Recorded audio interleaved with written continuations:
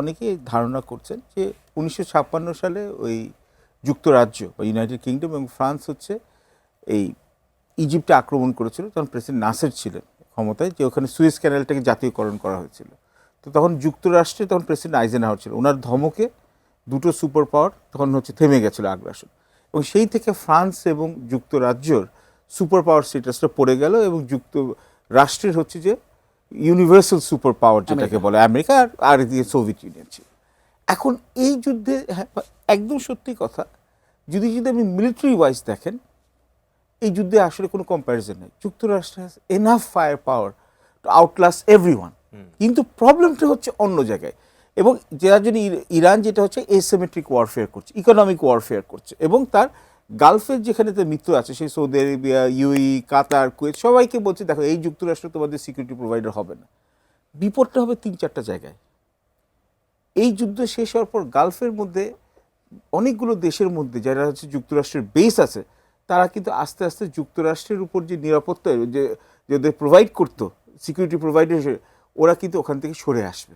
এবং অলরেডি কিন্তু এটা একটা সমস্যা আমরা দেখতে পাচ্ছি, কেননা বিশ্বের যত যে তেল যে আপনার এখানে ব্যবসা বাণিজ্য, বেশিরভাগ 92 থেকে 95% হয় ডলারে, যেটাকে আমরা বলি পেট্রো ডলার।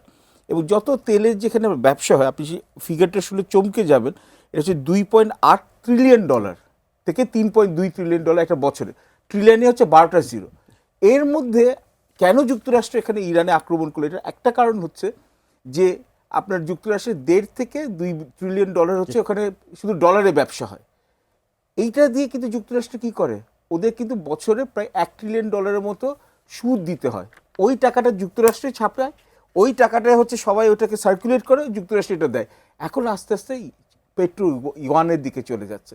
তো চাইনিজ যাতে আধিপত্য যাতে না বাড়ে, এটার জন্য কিন্তু যুদ্ধটা করেছিল। আর আপনার যে প্রশ্নের উত্তর হচ্ছে, আমাদের কিন্তু ওই যে বলি যে হ্যাঁ, এখন আমরা বলি friendship to all malice two নান, এটা নিয়ে এখন অনেক কিছু এখানে সমালোচনা হচ্ছে।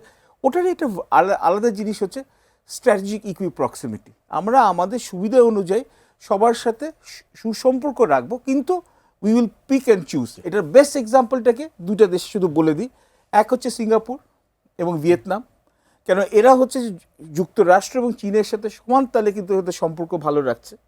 যদিও বা চীন এবং ভিয়েতনামের মধ্যে একটা 1979 সালে যুদ্ধ হয়েছিল, কিন্তু তবুও দুজনের সাথে সম্পর্ক রাখে। আর দুই হচ্ছে পাকিস্তান, যেটা আমি বলবো ওদের পররাষ্ট্র নীতিতে চীনেরও স্ট্র্যাটেজিক ফ্রেন্ড, যুক্তরাষ্ট্রের স্ট্র্যাটেজিক ফ্রেন্ড, এবং ইরানেরও হচ্ছে যে এখানে ট্রাস্টেড নেগোসিয়েটার, আবার সৌদি আরব এবং গালফ স্টেটের নেগোসিয়েটার। তো আমাদের যেটা বললাম যে আমাদের ভারত এবং ভারতের সাথে সাথে যদি আমি এই নেপাল এবং ভুটান থেকে এই হাইড্রোলিটিস ইম্পোর্ট করতে ভারতের ট্রানজিট দিতে হবে।